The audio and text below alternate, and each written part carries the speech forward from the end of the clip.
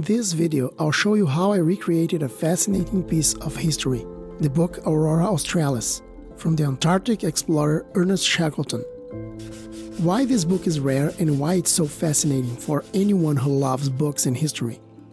Join me on this journey, from discovery to the recreation of my own copy.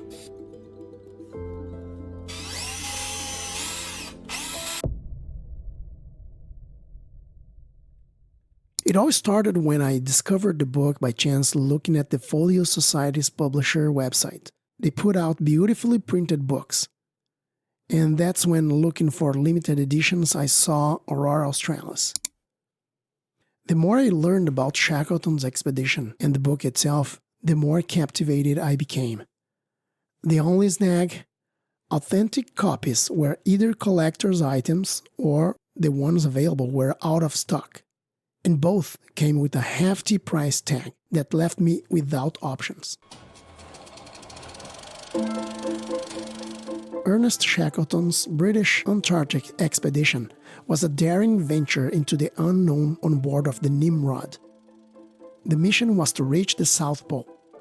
But in the meantime, they also had the mission to write, edit, print, and publish the first book 100% made in the Antarctic continent. They transported on the ship all the equipment necessary to do such a job. The Aurora Australis served as a testament to the crew's resilience and creativity.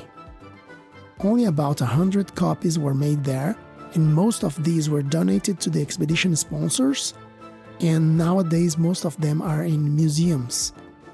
Owning a copy became a challenge if you do not have the resources to do so. Faced with the obvious challenge of acquiring an original or an expensive facsimile, I decided to take the matters into my own hands. After studying some photos and watching the making of the Folio Society version, I embarked on a mission to create my very own copy. But it wasn't as simple as it sounds. The first hurdle was the quality of the existing scans available online. The scans were not bad for reading on the computer, but in print they showed some pixelation and blurriness, which I wanted to avoid. To ensure authenticity and make it high quality, I decided to typeset the entire text using a software called LaTeX. This meticulous process aimed to capture every nuance of the original, providing a more faithful reproduction. I also traced into vector the initials and most of the pictures, and I formatted it to look like the original, using a very similar font, and I even added the old-style numbers that books in the past used to have. It all took me quite some time.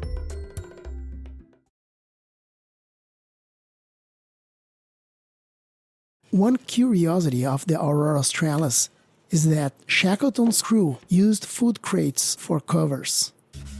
In many copies around the world, you will see different food names stenciled with black paint, such as petit pois, marmalade, and the one I chose, chicken.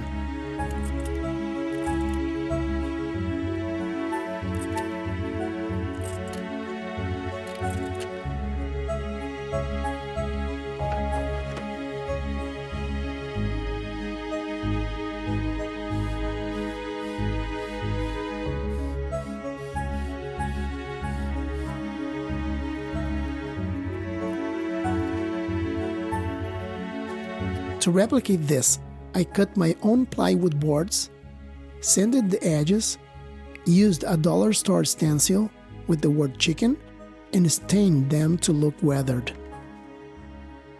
The covers were coming to life.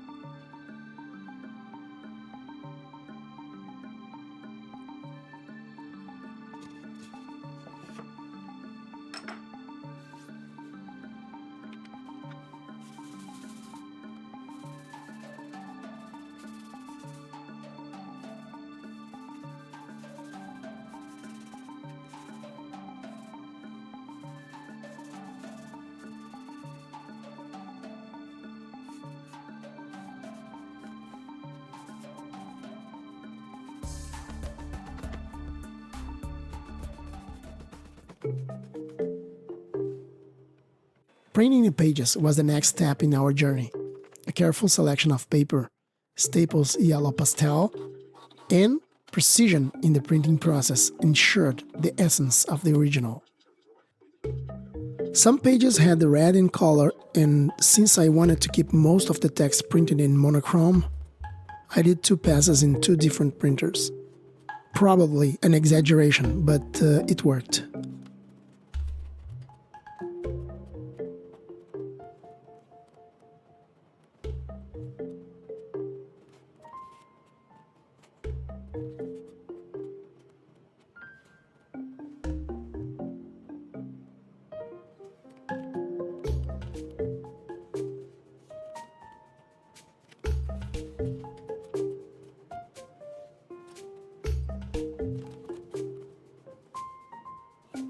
For the binding, I repurposed leather from a previous project, giving the spine a rustic touch.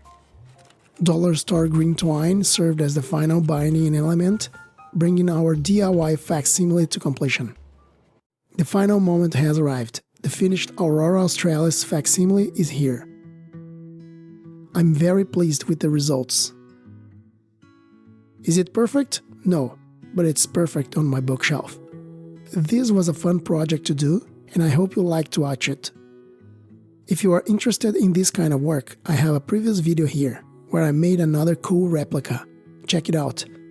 Don't forget to like, subscribe, and share your thoughts below. Until our next project, see you!